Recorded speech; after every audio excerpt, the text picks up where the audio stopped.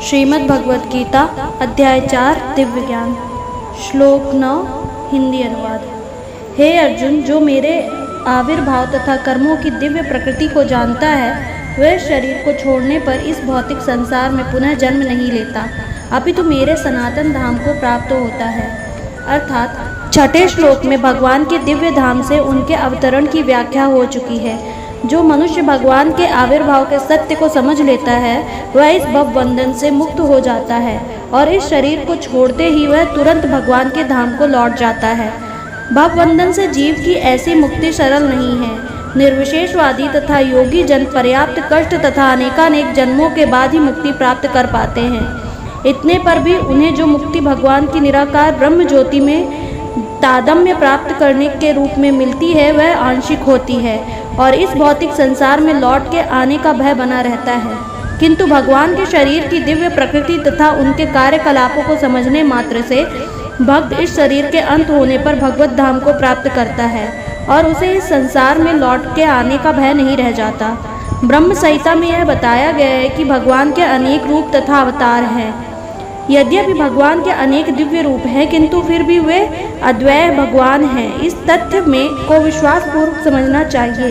यद्यपि यह संसारी विद्वानों तथा ज्ञान योगियों के लिए आगम्य है, जैसा कि वेदों में कहा गया है कि एक भगवान अपने निष्काम भक्तों के साथ अनेकानेक दिव्य रूपों में सदैव संबंधित है। इस वेद वचन की स्वयं भगवान ने गीता के इस श्लोक में पुष्टि की है। जो इस सत्य को वेद तथा भगवान के प्रमाण के आधार पर स्वीकार करता है और शुष्क चिंतन में समय नहीं गंवाता वह मुक्ति की चरम सिद्धि प्राप्त करता है। इस सत्य को श्रद्धा पूर्वक स्वीकार करने से मनुष्य निश्चित रूप से मुक्ति लाभ कर सकता है।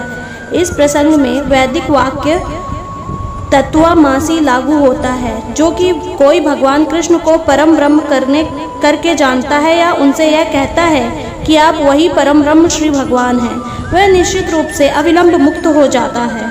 फलस्वरूप उसे भगवान की दिव्य संगति प्राप्त होती है, निश्चित ही हो जाती है। दूसरे शब्दों में ऐसा श्रद्धालु भगवत भक्त सिद्ध प्राप्त करता है। इसकी पुष्टि निम्नलिखित वेद वचन से होती है। श्री भगवान को जान लेने से ही मनुष्य जन्म तथा मृत्यु से मुक्ति की पूर्ण अवस्था प्राप्त कर सकता है। इस सिद्धि को प्राप्त करने का कोई अन्य विकल्प नहीं है। इसका कोई विकल्प नहीं है का अर्थ यही है, जो कृष्ण को श्री भगवान के रूप में नहीं मानता वह अवश्य ही तमोगुणी है और मधुपात्र को केवल बाहर से चाटकर या भागवत गीता की विद्वत्तापूर्ण संसारी विवेचना करके मोक्ष प्राप्त नहीं कर सकता। ऐसे शुष्क दार्शनिक भौतिक जगत में महत्वपूर्ण भूमिका निभाने वाले हो सकते हैं किंतु वे मुक्ति के अधिकारी नहीं होते। ऐसे अभिमानी संसारी विद्वानों को भगवत भक्त की अहेतुकी कृपा की प्रतीक्षा करनी पड़ती है। अतः मनुष्य को चाहिए कि श्रद्धा तथा ज्ञान के साथ कृष्ण भावनामृत का अनुशीलन करे और सिद्ध प्राप्त करने का यही उपाय है। श्लोक 10 हिंदी अनुवाद। अशक्ति, भय तथा क्रोध से मुक्त होकर मुझ में पूर्णतया तन्मय होकर और मेरी शरण में आकर बहुत से व्यक्ति भूतकाल में मेरे ज्ञान से पवित्र हो चुके हैं। इस प्रकार से उन सबों ने मेरे प्रति दिव्य प्रेम को प्राप्त किया है। अर्थात जैसा कि पहले कहा जा चुका है, विषयों में आसक्त व्यक्ति के लिए परम सत्य के स्वरूप को समझ पाना अत्यंत कठिन है। सामान्यतया जो लोग देहात्म बुद्धि में आसक्त होते हैं वे भौतिकवाद में इतने लीन रहते हैं कि उनके लिए यह समझ पाना असंभव सा है कि परमात्मा व्यक्ति भी हो सकता है। ऐसे भौतिकवादी व्यक्ति इसकी कल्पना तक नहीं कर पाते कि ऐसा भी दिव्य शरीर है जो नित्य तथा सच्चिदानंदमय है। भौतिकवादी धारणा के अनुसार शरीर नाशवान, अज्ञानमय तथा अत्यंत दुखमय होता है। अतः जब लोगों को भगवान के साकार रूप के विषय में बताया जाता है तो उनके मन में शरीर की यही धारणा बनी रहती है। ऐसे भौतिकवादी पुरुषों के लिए विराट भौतिक जगत का स्वरूप ही परम तत्व है। फलस्वरूप वे परमेश्वर को निराकार मानते हैं और भौतिकता में इतने तल्लीन रहते हैं कि भौतिक पदार्थ से मुक्ति के बाद भी अपना स्वरूप बनाए रखने के विचार से डरते हैं। जब उन्हें यह बताया जाता है कि आध्यात्मिक जीवन भी व्यक्तिगत तथा साकार होता है तो वे पुनः व्यक्ति बनने से भयभीत हो उठते हैं। फलतः वे निराकार शून्य में तदाकार होना पसंद करते हैं। सामान्यतया वे जीवों की तुलना समुद्र के बुलबुलों से करते हैं, जो टूटने पर समुद्र में ही लीन हो जाते हैं। पृथक व्यक्तित्व में रहते हुए आध्यात्मिक जीवन की यही चरम सिद्धि है। यह जीवन की भयावह अवस्था है जो आध्यात्मिक जीवन के पूर्ण ज्ञान से रहित है। इसके अतिरिक्त ऐसे बहुत से मनुष्य हैं जो आध्यात्मिक जीवन को तनिक भी नहीं समझ पाते। अनेक वादों तथा दार्शनिक चिंतन की विविध विसंगतियों से परेशान होकर वे ऊब उठते हैं या कुद्र हो जाते हैं और मूर्खतावश यह निष्कर्ष निकालते हैं कि परम कारण जैसा कुछ नहीं है, अतः प्रत्येक वस्तु अंततोगत्वा शून्य है। ऐसे लोग जीवन की रुग्ण अवस्था में होते हैं। कुछ लोग भौतिकता में इतने आसक्त रहते हैं कि वे आध्यात्मिक जीवन की ओर कोई ध्यान नहीं देते, और कुछ लोग तो निराशावान सभी प्रकार के आध्यात्मिक चिंतनों से कुद्र होकर प्रत्येक वस्तु पर अविश्वास करने लगते हैं। इस अंतिम कोटि के लोग किसी न किसी मादक वस्तु का सहारा लेते हैं और उनके मति विभ्रम को कभी कभी आध्यात्मिक दृष्टि मान लिया जाता है। मनुष्य को भौतिक जगत के प्रति आसक्ति की 3 अवस्थाओं से छुटकारा पाना होता है। ये है आध्यात्मिक जीवन की उपेक्षा, आध्यात्मिक साकार रूप का भय तथा जीवन की हताशा से उत्पन्न शून्यवाद की कल्पना। जीवन की इन तीनों अवस्थाओं से छुटकारा पाने के लिए प्रामाणिक गुरु के निर्देश में भगवान की शरण ग्रहण करना और भक्ति में जीवन में के नियम तथा विधि विधानों का पालन करना आवश्यक है। भक्ति में जीवन की अंतिम अवस्था भाव या दिव्य ईश्वरीय प्रेम कहलाता है। भगवती रस मित्र सिंधु के अनुसार भक्ति का विज्ञान इस प्रकार है। प्रारंभ में आत्म साक्षात्कार की सामान्य इच्छा होनी चाहिए। इससे मनुष्य ऐसे व्यक्तियों की संगति करने का प्रयास करता है जो आध्यात्मिक दृष्टि से उठे हुए हैं। अगली अवस्था में गुरु से दीक्षित होकर नव दीक्षित भक्त उनके आदेशानुसार भक्ति योग प्रारंभ करता है। इस प्रकार सद्गुरु के निर्देश में भक्ति करते हुए समस्त भौतिक आसक्ति से मुक्ति हो जाता है। उनके आत्म साक्षात्कार में स्थिरता आती है और वह श्री भगवान कृष्ण के विषय में श्रवण करने उसके आत्म साक्षात्कार में स्थिरता आती है और वह श्री भगवान कृष्ण के विषय में श्रवण करने के लिए रुचि विकसित करता है। इस रुचि से आगे चलकर कृष्ण भावनामृत में आसक्ति उत्पन्न होती है, जो भाव में अथवा भगवत प्रेम के प्रथम सोपान में परिपक्व होता है। ईश्वर के प्रति प्रेम जीवन की सार्थकता है। प्रेम अवस्था में भक्त भगवान की दिव्य प्रेमा भक्ति में निरंतर लीन रहता है। अतः भक्ति की मंद विधि से प्रामाणिक गुरु के निर्देश में सर्वोच्च अवस्था प्राप्त की जा सकती है और समस्त भौतिक आसक्ति व्यक्तिगत आध्यात्मिक स्वरूप के भय तथा शून्यवाद से उत्पन्न हताशा से मुक्त हुआ जा सकता है। तभी मनुष्य को अंत में भगवान के धाम की प्राप्ति हो सकती है।